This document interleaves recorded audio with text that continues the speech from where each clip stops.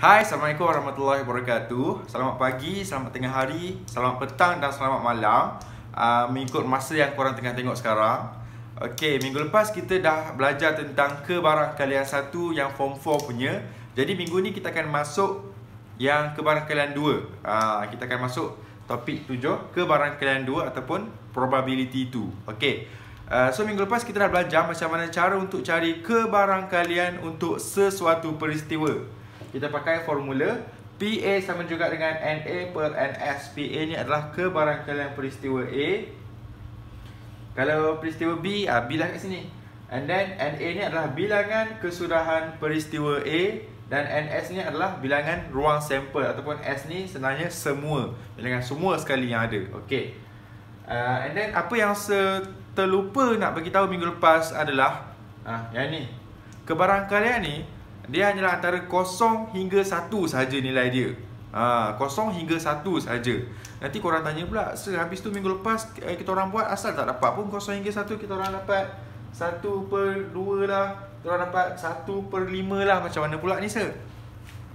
Okey, kalau 1/2 sama juga dengan 0.5 dan 1/5 sama juga dengan 0.2. So sebenarnya yang pecahan yang korang dapat minggu lepas tu samalah, adalah berada antara 0 hingga 1 juga bila tukar kepada bentuk perpuluhan. Okey. Okey.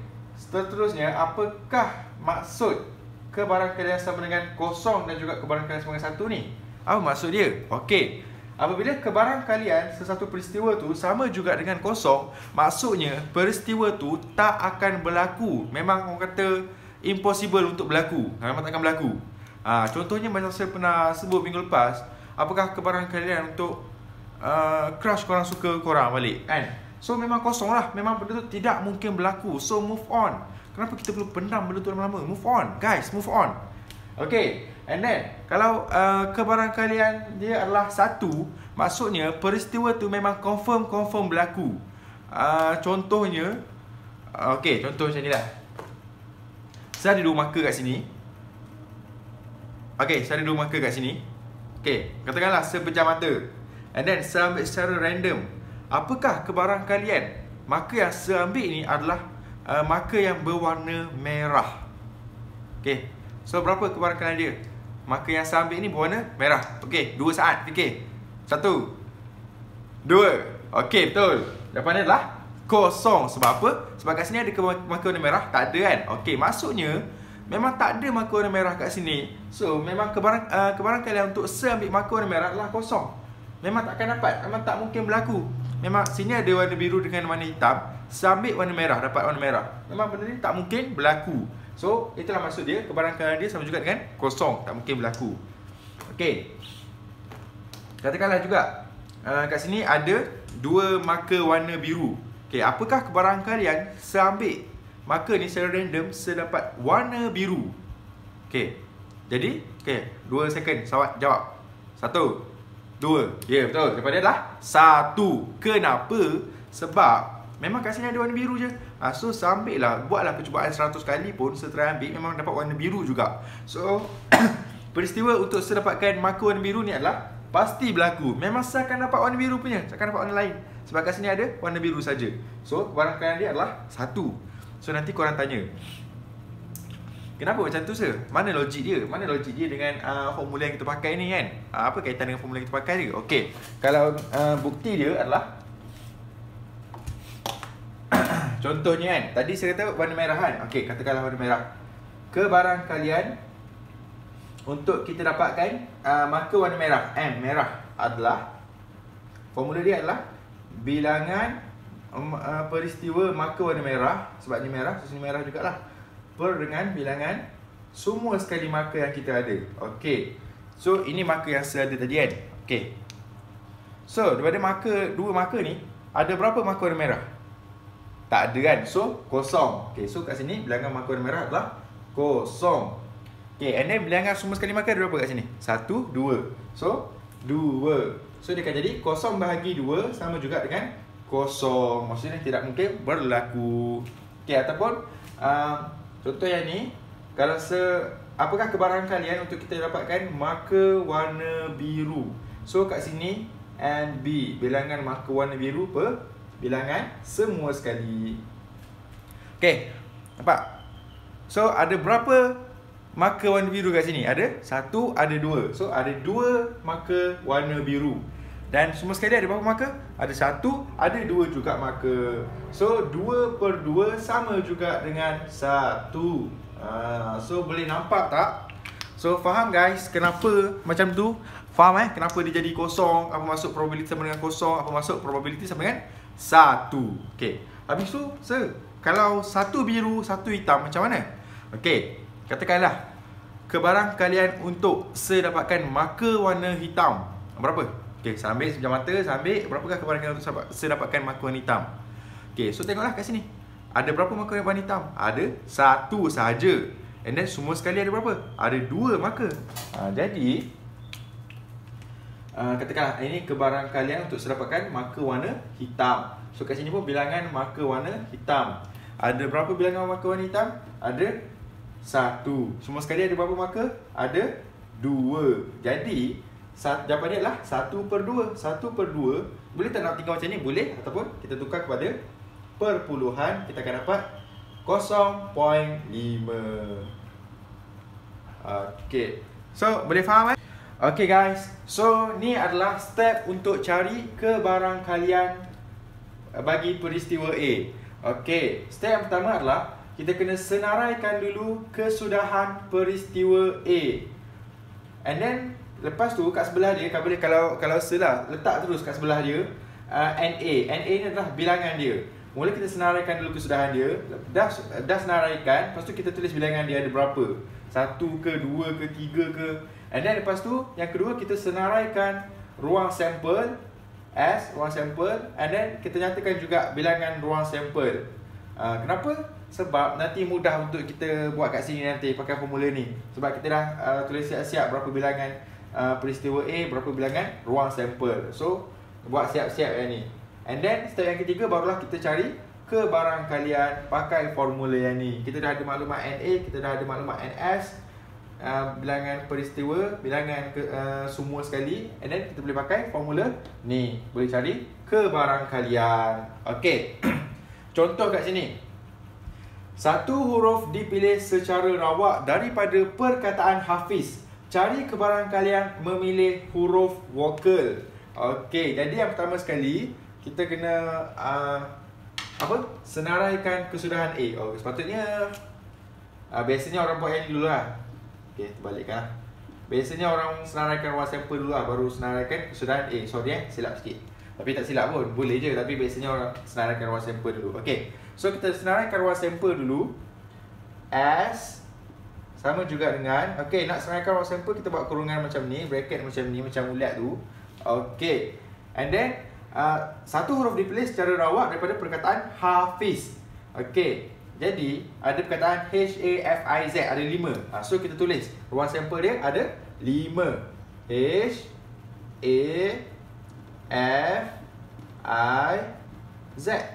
Hafiz. Okay, tak cantik kan? Okay, Hafiz. And then lepas tu kalau kita letak terus bilangan ruang sampel dia kat sebelah, NS, berapa bilangan dia? Ingat senaraikan, ini senaraikan dia. And then kat sini bilangan saja. Ini bukan senaraikan, kat sini tak ada N N ni maksud dia number, maksudnya bilangan dia. So kita buat terus bilangan dia berapa kat sini. Bilangan ruang sampel dia ada, kiralah ada 1, 2, 3, 4, 5. So ada 5. Okay, so dah. Kemudian kita senaraikan kesudahan A. Okay, kalau kat sini kesudahan apa? Kita cari kebarangkalian memilih huruf vokal. So kesudahan untuk kita dapatkan huruf vokal tu lah. Okay, jadi huruf vokal kan. Okay, so kat sini saya buat V lah, sebab huruf vokal kan, V vokal. Okay, so kita listkan ada berapa huruf vokal dalam ni? Ada 2, A dengan I. So A dan juga I. Okay, so berapa bilangan dia? Kita buat bilangan dia N, V. Bilangan huruf vokal ada 2. Okay, so settle. Step pertama settle, step kedua settle. Dah siap 2 step ni, barulah kita boleh cari kebarangkalian. Sebab kita dah ada NS, kita dah ada NV. So masukkan je formula yang ni. So dia akan jadi PV, kebarangkalian huruf vokal. Untuk kita dapatkan huruf vokal adalah NV per NS. Berapakah bilangan huruf vokal? Ada 2. And then berapakah bilangan semua sekali ruang sampel? Ada 5. So 2 per 5 sama juga dengan 0.4. Berada di antara 0 hingga 1. So ni lah jawapan dia. Boleh faham Follow step ni saja kalau diminta kebarangkalian. So nanti korang akan tanya, Sir, asal yang minggu lepas punya kita cari NS je, kita cari NS dengan NV je, NA je, tak ada pun kita senaraikan semua ni. Yang tu biasanya depends kepada soalan. Ada soalan, kalau soalan tu memang dia minta kat situ senaraikan kesudahan peristiwa bla bla bla, maksudnya korang kena senaraikan benda ni. Kalau dia tak minta, so korang ada pilihan nak senaraikan juga ke ataupun nak buat terus NS dia, nak cari terus bilangan dia. Tapi biasanya kalau macam kertas 2, biasanya kita kena senaraikan lah benda ni. Sebab kalau tak senaraikan nanti susah nak tengok. Sebab soalan kertas 2 dia tak sesimpel yang ni. Nanti saya akan ajar tunjuk bentuk soalan kertas 2 nanti. Dia ada peristiwa bergabung. Tapi bukan yang ni lah. Ini yang simple punya. So sama juga macam senarai ruang sampel ni. Kalau dia minta senaraikan ruang sampel, baru korang kena senaraikan. Kalau tak minta, korang ada pilihan nak senarai ke tak nak. Tapi better nak selamat senaraikan je. Sebab tak lama pun, berapa minit je kan spend masa untuk senaraikan benda ni. Okay, so boleh faham kat sini Alright, kita pergi kepada seterusnya. Okay, cut. Happy birthday. Macam yang kita tahu, dalam kehidupan ni setiap benda ada berpasang-pasangan, saling melengkapi kan. Umpama ini, tak lengkaplah marker tanpa penutup marker, tak lengkaplah whiteboard tanpa duster, dan tak lengkaplah saya tanpa awak di sisi. Acia. Itulah ayat-ayat budak-budak ingusan macam korang. Okay guys, sama juga macam kebarangkalian. Kita ada pelengkap juga dalam kebarangkalian. Macam yang kita belajar sebelum ni tadi, kebarangkalian, total kebarangkalian adalah 1. So pelengkap dalam kebarangkalian ni adalah untuk kita cukupkan nilai kebarangkalian tu menjadi 1. Okay. So untuk simbol dia, kebarangkalian peristiwa pelengkap P, A, kat sini dia ada prime. A dia ada prime. Contoh, kalau untuk peristiwa A saja, kita wakilkan peristiwa A ni dengan A kan. Macam ni sajalah. Oh, tak ada marker, sabar sekejap. Tak ada kawan. Tapi kalau pelengkap peristiwa A, kita tandakan prime kat sini. Dia akan jadi A prime. Kalau peristiwa A, A. Kalau pelengkap, dia akan jadi A prime. So, dia ada tanda prime kat situ. Okay. And then, untuk formula dia pula, cara untuk kita cari kebarangkalian pelengkap peristiwa A adalah 1 tolak dengan kebarangkalian peristiwa A. Kenapa 1? Sebab 1 tu adalah total kebarangkalian.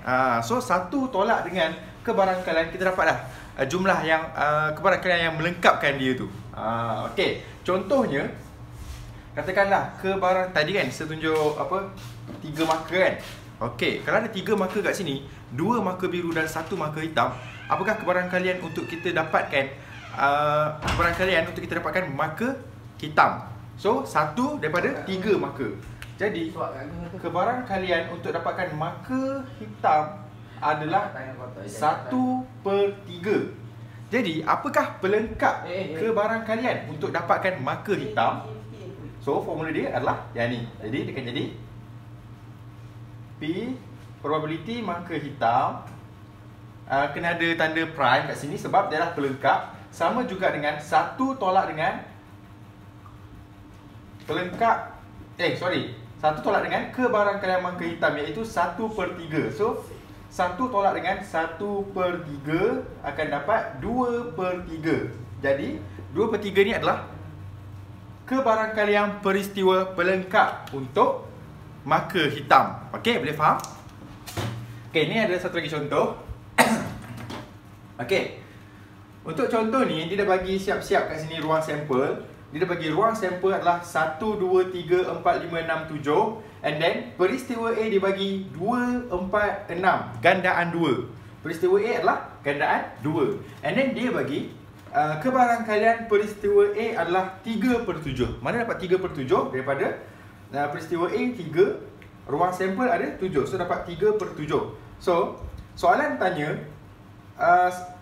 dia suruh senaraikan pelengkap peristiwa A dan juga kebarangkalian peristiwa pelengkap A ni. Okey, jadi macam yang saya sebut tadi, kita kena saling melengkapi, kan? Okey, jadi kat sini kalau tengok A, dalam ni dia ada 2, 4 dan 6. So lengkap tak untuk penuhkan ruang sampel ni? Tak lengkap. So apa lagi yang tak lengkap kat sini untuk penuhkan sama banyak dengan ruang sampel ni? So yang tak lengkap adalah 1, 2 dah ada, so tak perlu ulang. 3, 4 dah ada, 5 tak ada lagi, 6 dah ada, and then 7. So ini adalah pelengkap bagi A. Ini kurungan dia macam bulat tu, kan? Okey. So ini adalah senarai peristiwa pelengkap. And then yang ni diminta kebarangkalian peristiwa pelengkap. So untuk yang ni kita pakai formula yang ni. Pelengkap sama juga dengan 1 tolak dengan kebarangkalian. Okey, jadi 1 tolak dengan kebarangkalian dia adalah 3/7. 3/7. So korang tekan kalkulator dapatlah 4/7. Kalau nak tekan kalkulator pun 1 sama juga dengan 7/7. 7/7 tolak 3/7, 7 tolak 3 dapat 4/7. So macam itulah cara nak cari pelengkap. Okay guys, ni contoh yang kedua. Okay, soalan dia, satu nombor dipilih daripada set X. X ni antara 1 hingga 10. X adalah lebih besar dan sama dengan 1 dan lebih kecil dan sama dengan 10. Okay, cari kebarangkalian nombor perdana dipilih. Okay, so yang pertama sekali kita kena tahu dulu ruang sampel dia. So ruang sampel dia adalah senarai nombor tu, kan. Okay, start dulu nombor dia. Okay, nombor dia start daripada 1. Kenapa start dengan 1? Sebab ini simbol lebih besar dan sama dengan. Maksudnya 1 ni termasuk. Kalau tak ada simbol bawah ni, tak ada garis bawah ni, maksud dia adalah lebih daripada 1. So kena start dengan 2. Tapi disebabkan bawah ni dia ada simbol macam tu, okay, tak apalah, cancel lah. Cancel. Saya nak buat macam ni. So tak ada simbol bawah ni, kan. Okay, so maksud dia X lebih besar daripada 1 dan lebih kecil dan sama dengan 10. Okay, so lebih besar daripada 1 maksudnya 2 lah. Start dengan 2. 2, 3, 4, 5, 6, 7, 8, 9, 10 termasuk tak? 10 termasuk. Kenapa termasuk? Sebab lebih kecil dan sama dengan 10. Maksudnya 10 ni termasuk lagi. Sebab dia ada simbol bawah ni. Ada garis bawah ni. Okay, so ini ruang sampel dia. Okay, then cari kebarangkalian nombor perdana dipilih. So kena ingat dulu, kena tahu dulu apa itu nombor perdana. Nombor perdana ni nombor yang hanya boleh bahagi dengan dirinya sendiri dan juga 1. Contoh, kecuali 2. Okey, biasanya nombor perdana ni biasanya semua nombor ganjil kecuali 2 saja nombor genap yang merupakan nombor perdana. Okey, so ini soalan A, kan. Okey, so peristiwa A, keluarkan dulu nombor perdana. Okey, 2. Kenapa 2? Sebab 2 boleh bahagi 1, and then 2 boleh bahagi 2, kan. Kalau 2 bahagi 3 boleh tak? Akan dapat point-point. So tak boleh. Okey, and then 3 boleh bahagi 1, 3 boleh bagi 3. Bagi dengan 1 dan dirinya sendiri. 3 boleh bagi 2 tak? Tak boleh. Akan dapat point. So 3 hanya boleh bagi nombor 1 dengan dirinya sendiri saja. So 3 lah nombor perdana. 4 boleh bahagi dengan 1, boleh bagi dengan 4. Tapi 4 boleh bahagi dengan 2. 4 bagi 2 dapat 2. So 4 bukan nombor perdana. Sebab boleh bagi dengan 2 dapat 2. So bukan. Lepas tu 5 nombor perdana. 6 tak boleh. 6 boleh bagi 2, boleh bagi 3. 7 nombor perdana. Ini saja nombor perdana dalam ni. Okey, jadi kebarangkalian nombor perdana dipilih. Tadi saya beritahu awal-awal tadi, kan, macam mana nak cari kebarangkalian. Step first, kita tulis ruang sampel and then kita tulis berapa bilangan dia. And S sama juga dengan 1, 2, 3, 4, 5, 6, 7, 8, 9. So bilangan ruang sampel, bilangan sampel semua sekali ada 9. And then yang ni, bilangan peristiwa A ada berapa? Okey, ada 1, 2, 3, 4. Ada 4. Okey, so boleh cari kebarangkalian. Jadi kebarangkalian A sama juga dengan NA per NS. Jadi NA sama dengan 4, NS sama dengan 9. So 4 per 9. 4 per 9 kalau tukar kepada perpuluhan akan dapat poin-poin panjang kan. So biarkan je dalam pecahan macam ni. Okay, so settle soalan A. Masuk soalan B. Kebarangkalian bukan nombor perdana dipilih. Okay, tadi nombor perdana, sekarang ni bukan nombor perdana. So kita ada dua cara. Yang pertama, kita tengok kat mana nombor perdana, kat mana bukan nombor perdana kan. Yang mana bukan nombor perdana. Contoh apa ni, 4, 6, 8, 10. Ini kalau sikit tak apalah. Tapi bayangkan kalau kat sini dibuat 1 sampai 50. Banyak kan? Takkan korang nak listkan satu-satu kan? So macam mana cara mudah nak buat? Kita pakai, ini nombor perdana. So ini bukan nombor perdana. Maksudnya bukan nombor perdana ni adalah pelengkap. Adalah pelengkap bagi nombor perdana. Ini nombor perdana. Ini bukan nombor perdana.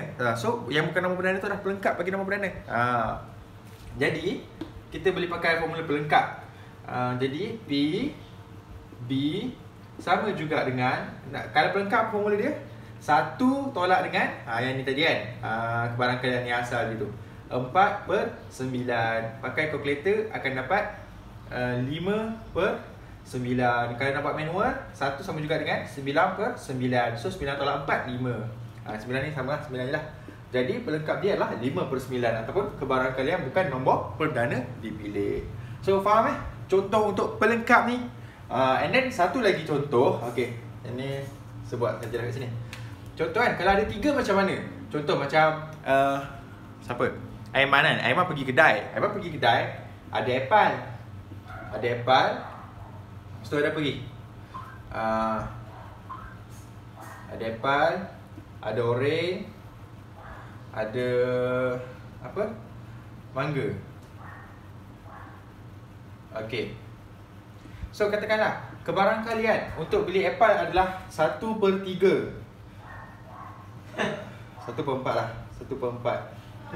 1 per 5. 1 per 5. And then kebarangkalian untuk beli orange adalah 2 per 5. So berapa kebarangkalian untuk beli mangga? So kat sini pun sebenarnya dia aplikasi konsep pelengkap juga. Sebab kita tahu total kebarangkalian ni semua sekali adalah 1. Semua sekali adalah 1. Jadi untuk lengkapkan, cukupkan 1. Kali ni 1.5, 1 per 5, ini 2 per 5. Macam mana nak cukupkan 1 kan? Okay, so kita tolak lah.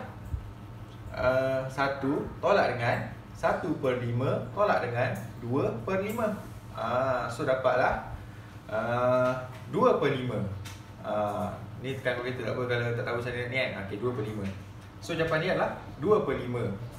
Kebarangkalian untuk beli mangga adalah 2 per 5. Ini pun pakai konsep pelengkap sebab satu tolak ni, tolak ni, tolak ni. Okay, boleh? Faham Clear? Good. Okay, kita masuk kepada seterusnya iaitu peristiwa bergabung. Okay guys, untuk peristiwa bergabung. Okay. Untuk peristiwa bergabung, dia ada dua peristiwa. Peristiwa A dengan peristiwa B. Dia gabungkan sekaligus peristiwa ni. Contoh tadi kan, tadi kita baca pasal nombor kan. Okey, nombor ada banyak. Nombor genap, nombor ganjil, nombor perdana, nombor gandaan 2, nombor gandaan 3. Itu satu-satu kan. So contoh sekarang ni dia gabungkan peristiwa. Maksudnya contoh dia gabungkan antara nombor genap dengan nombor perdana. Nampak? Asalnya satu nombor genap saja, peristiwa nombor genap. Satu lagi peristiwa nombor ganjil. And then dia gabungkan jadi dua peristiwa. So kita nak gabungkan dua peristiwa tu, kita akan gabungkan guna dua jenis perkataan. Yang pertama kita akan gabungkan guna dan yang kedua kita akan gabungkan guna atau. Sama ke lain dan dengan atau ni? Of course lah lain kan. Belajar dalam BM pun lain benda tu kan. Okey.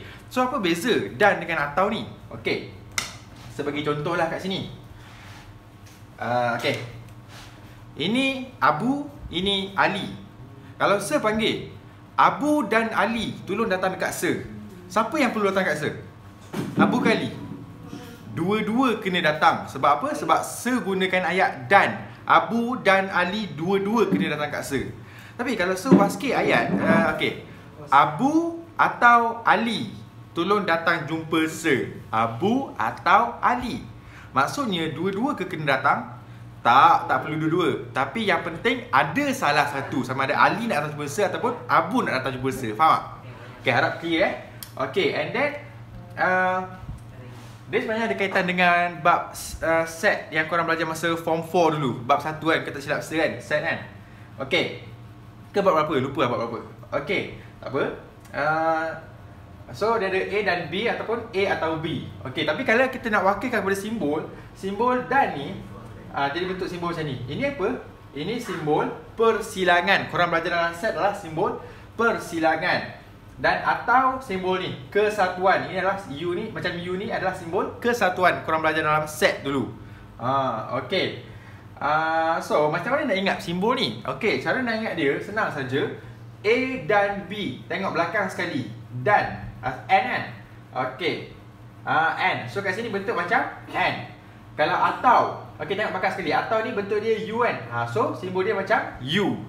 So kalau dan simbol dia macam N. Kalau atau simbol dia macam U. Dan kena ingatlah, ini adalah persilangan. Dan U ni adalah kesatuan. Boleh? Okay, kalau clear kat situ, kita pergi pada seterusnya. Untuk formula kebarangkalian peristiwa bergabung ni, formula dia sama sahaja. Sama sahaja. Kalau macam tadi, sebelum kita belajar, kalau kebarangkalian peristiwa A NA per NS. So sekarang ni peristiwa bergabung A dan B. So kat sini bilangan kesudahan A dan B lah. Sini still sama. Dan kat sini pun sama lah. Kalau A kesatuan B, kat sini pun bilangan A kesatuan B. Okay, faham formula sama saja, cuma ini je lah. Kalau dan lah. Kalau atau lah. Tapi tolong fahamkan ayat tadi. Dan juga atau, dia berbeza. Okay, untuk buat solution dia nanti akan berbeza. Kalau dan, dua-dua sekali kena ada dua-dua syarat tu. Ali dengan Abu dua-dua kena datang. Tapi kalau atau, cukup satu syarat saja. Syarat ni ataupun syarat ni, Ali ataupun Abu. Salah satu je dah memadai, dah cukup dah. Alright, kita pergi pada contoh soalan. Okay guys, ni contoh peristiwa bergabung. Okay, ada 5 kad kat sini. HAFIZ, Hafiz, ada 5 kad. And then soalan dia, 2 kad dipilih secara rawak. Dia pilih 2 kad daripada 5 kad ni. Okay, and then 2 kad dipilih secara rawak, satu per satu, tanpa dikembalikan. Apa maksud dia? Maksudnya, okay, dia pilih kad kan? Okay, dia pilih satu kad. Ada 5 kad, dia pilih satu kad. Okay, katakanlah dia dapat Hafiz, dia dapat H kan? Okay, so kali kedua dia ambil, ada berapa lagi kad dalam tu? Ada lagi 4. Bukan ada 5 dah, ada 4 dah. Sebab dia dah ambil dah satu. Ada 5, dia ambil satu, tinggal lagi 4. So baru dia ambil kad yang kedua. Faham tak? Itu maksud dia. Dia ambil satu per satu tanpa dikembalikan. Kenapa dia sebut macam tu? Berbeza ke? Kalau satu per satu dengan dikembalikan, berbeza? Okay, berbeza. Nanti saya tunjuk macam mana, okay? Okay, and then soalan dia, soalan A diminta senaraikan ruang sampel. Yang ni yang saya cakap tadi. Ruang sampel tak wajib senaraikan kalau dia tak minta. Tapi kalau dia minta, memang kena senaraikan. So macam mana kita nak senaraikan ruang sampel dia? Okay, biasanya dalam topik ni, kita ada 2 cara untuk senaraikan ruang sampel. Yang pertama, kita pakai kaedah pokok. Kaedah pokok ni, kita baca pokok lah. Okay, ni kaedah pokok tu. Right. Ini kaedah pokok. Okay, ada orang buat kaedah pokok macam ni, sama je. Dia buat kat sini kan, HAFIZ, sama je. Tapi sebab saya nak jimat ruang, nak buat jawapan kat bawah, so sebab atas ni lah. Buat macam jimat sikit je. Okay. And then untuk pokok ni, okay, dia pilih 2 kad kan. Okay, mula dia pilih kad yang pertama. Bila dia pilih kad yang pertama, so maybe boleh H ataupun A ataupun F ataupun I ataupun Z. Dan bila contoh kan, bila dia dah ambil kad yang pertama iaitu H, so daripada 5 kad ni dia dah ambil H, so tinggal berapa lagi kad? Tinggal lagi 4 kad. 4 kad A, F, I, Z. Sebab tu kat sini, lepas dia ambil kad yang pertama, so bila dia ambil kad yang kedua tu, tinggal lagi A, F, I, Z. H dah tak ada kat sini. Kenapa H dah tak ada? Sebab dia dah ambil dah. Kan dia kan ambil tanpa dikembalikan. Itu maksud dia tanpa dikembalikan. Okay, so sama lah macam ni. Yang ni A kan, dia dah ambil A, so tinggal lagi H, F, I, Z. Tak adalah A kat sini. Dan samalah sampai belakang. Macam tu juga. Okay. And then dah siap benda ni, kita pun senaraikan ruang sampel. Nanti korang tanya, ni benda ni gambar raja pokok ni, ini ke ruang senaraikan ruang sampel tu? Bukan ini yang dimasukkan dengan senaraikan ruang sampel ni. Senaraikan ruang sampel tu macam yang saya ajar tadi tu, kita kena buat macam ni. S sama juga dengan, dan ingat kena ada kurungan macam bulat ni. Yang ni baru senaraikan ruang sampel. So kalau ini senaraikan ruang sampel, kalau diminta benda ni, kenapa kita nak buat gambar raja pokok? Ini untuk membantu korang agar tak tersilap. Kadang bila kita nak pakai otak kita je nak fikir kan, mula HA, HF ni, kadang takut kita silap kan. So kita guna bantuan gambar rajah pokok. Kecuali kalau korang dah pro nanti, korang tak perlu pakai gambar rajah pokok dah, ikut korang lah kan. Nak buat boleh je, nak buat terus macam ni. Okay, so kita senaraikan ruang sampel dia. Yang pertama, mula dia dapat, kat yang pertama dapat H, kat yang kedua dapat A. So H, A. Ini kat yang pertama. Yang kedua, kat sini koma, kat sini pun kena ada koma juga. Okay, H, F. So H, F. Lepas tu H, I, sampailah seterusnya. And then kat sini koma, H, Z. Kalau okay, nampak kat sini H kan, A, F, I, Z kan. Kalau saya nak senang untuk kita nampak, saya akan bagi kau macam ni. H, kita buat sepanjang kat sini, atas ni baris yang pertama. A, kita sambung dengan baris kedua. Okay, kalau ikut, ada je ruang kat sini kan. Boleh je nak buat A kat sini. A, H pula. Okay, A, H. Tapi, sebab kita nak nampak, nak selaraskan dia, sini H start dengan H, bawah start dengan A. Nanti senang kita nak tengok. Senang kita nak tengok jawapan nanti. So, start kat sini, A. Apa dah? A, H. Lepas tu AF. Okay, skip lah nanti. Okay. So, dapatlah macam ni korang dah senaraikan. Nampak kan cantik? Baris pertama start dengan H, start dengan A, start dengan F, start dengan I, start dengan Z. So, nampak kemas. Korang nak cari jawapan pun nanti senang. So, buatlah kemas-kemas dalam exam nanti. Okay. So jangan lupa tau, dia ada S macam cakap kan. Dia ada buka dulu kurungan macam bulat macam ni, tutup juga dengan kurungan macam bulat macam ni. Okay. So macam yang saya sebut tadi juga, lepas kita senaraikan ruang sampel, kita kena, nak senang kita kena tulis terus berapa? Tulis apa? Tulis S. Bilangan ruang sampel. Bilangan sampel berapa? 4, 8, 12, 16, 20. So semua sekali ada 20 ruang sampel. So NF kita dah tahu 20. Okey. So dah settle soalan A. Senaraikan ruang sampel dah settle. Ini ruang sampel. Okey, sekali lagi saya tekankan, ini tak wajib. Cuma kalau korang nak buat, boleh lah untuk mudahkan korang nampak kan. HA, HF senang kan nampak. HI, HZ senang. Untuk easykan korang lah. Okey, masuk pada soalan B. Kebarangkalian kad bermula dengan huruf F. Ini tengok elok. Kebarangkalian kad yang bermula dengan huruf F. So, dia nak yang bermula dengan huruf F, bukan yang ada huruf F tau. Kena bezakan. Maksudnya, yang huruf pertama je kena huruf F. Kalau macam ini nampak, ni huruf kedua F kan? Kira tak kira. Sebab dia nak bermula dengan huruf F. So, tengoklah. Nampak? Baris pertama macam baris ketiga kan? Nampak kan senang susun macam ni? So ini F ada berapa? So ada 1, 2, 3, 4. Ada lagi tak yang bermula dengan F? Tak ada dah, 4 aje. So sepadanlah yang atas ni.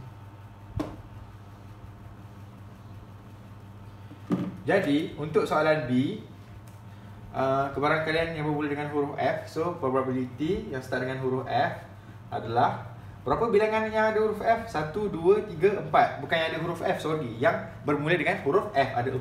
So 4 per, ada berapa semua sekali? 20. 20. So 4 per 20. Kecilkan akan dapat berapa dah? 1 per 5. Betul kan? Betul lah. Okay, 1 per 5. Ini jawapan dia. Senang je kan? So kenapa untuk soalan B ni, kebarangkalian kad bermula dengan huruf F, kenapa saya tak senaraikan pun tak senaraikan pun peristiwa yang bermula dengan huruf F tu?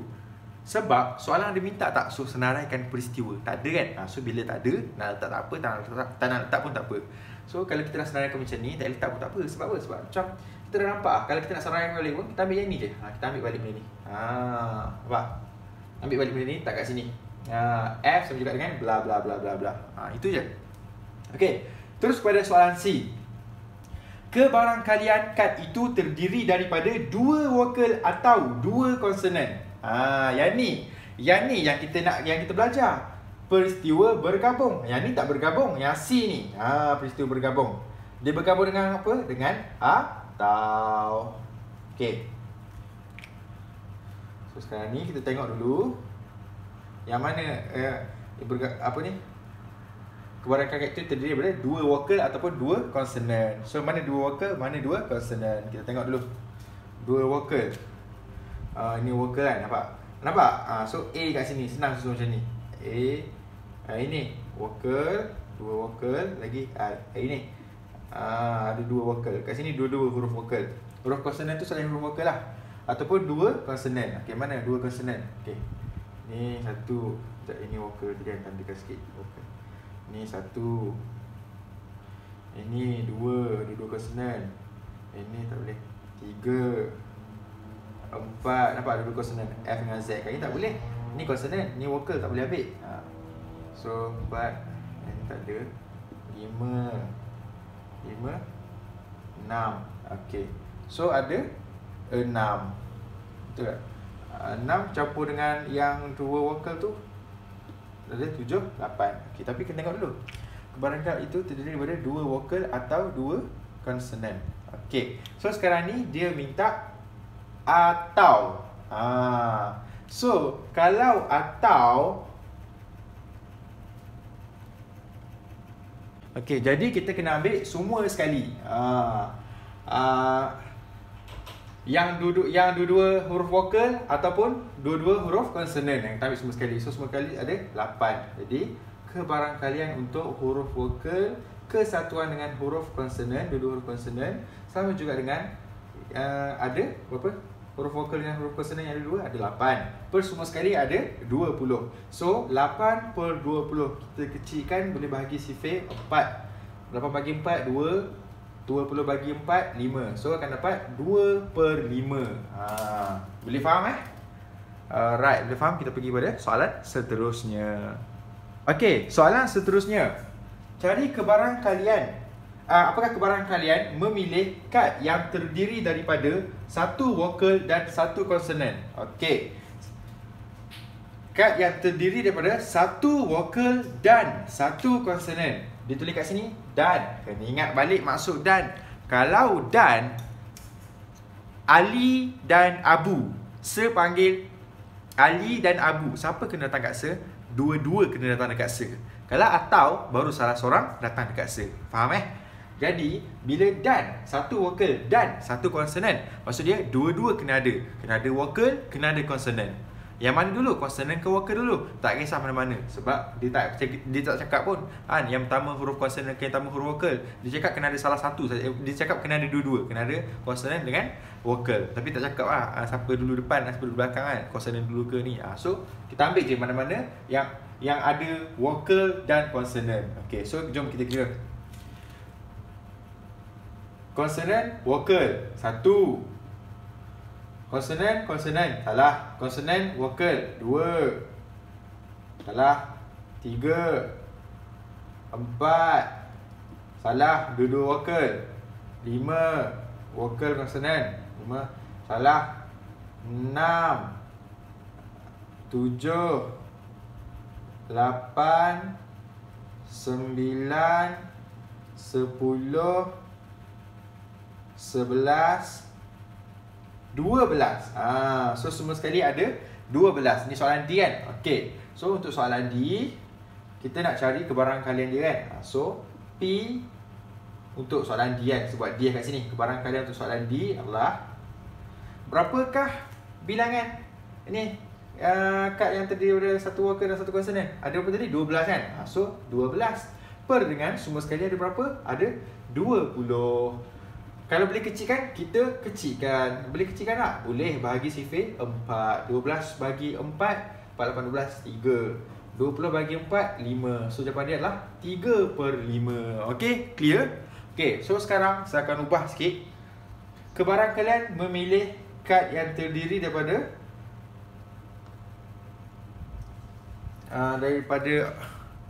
okey. Kebarang kalian memilih kad yang okey. Tadi dah kan kita akan ubah kepada atau. Tapi tak boleh macam ni sebab nanti panjang sangat jawapan dia. Tapi kita akan ambil atau kat sini. Atau okey. Tapi yang terdiri daripada satu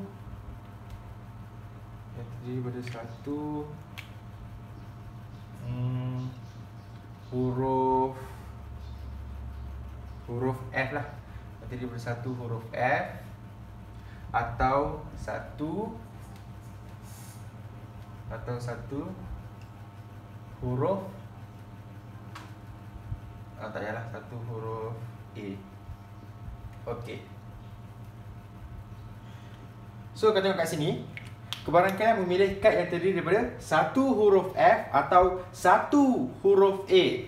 So, keyword kat sini kita tengok atau. Bila atau, ini F, ini A. Senak F ataupun A. Maksudnya, salah satu kena datang dekat se. Kalau A datang boleh tak? Boleh. Kalau F datang boleh. So, kalau ada salah satu pun dah okey. Sebab dia atau. So, yang mana ada F dan A, semua kita ambil. Padam sekejap. Okey, jom start kira dengan se. Yang mana ada F dan yang ada A. Okey. Ada A, 1. Ada F, 2. Ada A, 3, 4, 5, 6. Ada F, 7, 8, 9, 10. Okey, ada A 10 tadi kan, 11. Ada F, 12, 13, 14. Ada F 14 kan, betul kan? Okey. So ada 14 semua sekali. So kalau ikut, okey tadi soalan dia. Okey, kita buat soalan E dah pula. Okey, ni soalan E Okey, so kat sini soalan E. So kat sini E. Jadi kat sini ada berapa tadi? Ada 14 huruf yang terdiri dari daripada huruf F ataupun huruf A kan. Ada 14 bracket yang terdiri daripada huruf F ataupun huruf A. So 14/20. Kita boleh kecilkan guna sifar 2. 14 bagi 2 7, 20 bagi 2 10. So jawapan dia adalah 7/10. So boleh faham guys, harap korang boleh faham. Okey, beza antara penggunaan dan ataupun atau. Ingat, kalau dan kita akan ambil yang ada dua-dua sebab kita nak dua-dua syarat. Syarat A dan syarat B, dua-dua kena ada baru boleh. Kalau atau ada salah satu pun dah okey. Faham Okey, harap korang clear. Kalau clear, sampai situ saja kelas kita hari ini. Okey, bye-bye semua. Assalamualaikum warahmatullahi wabarakatuh.